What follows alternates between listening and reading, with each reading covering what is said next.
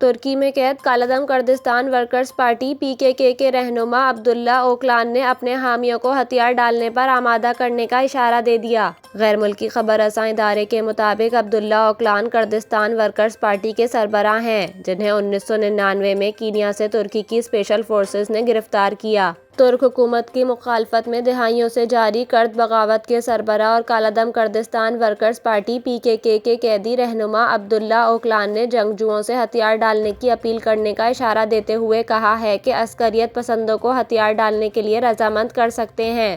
کرد حامی DEM party کے 2 ارکان پارلیمنٹ نے گزشتہ روز اوکلان سے جیل میں ملاقات کی تھی، جس دوران انہوں نے حامیوں کو ہتھیار ڈالنے پر آمادہ کرنے کا اشارہ دیا۔ واضح رہے کہ عبداللہ اوکلان 25 سال سے ترک جزیرے امرالی کی جیل میں عمر قید کی سزا کاٹ رہے ہیں۔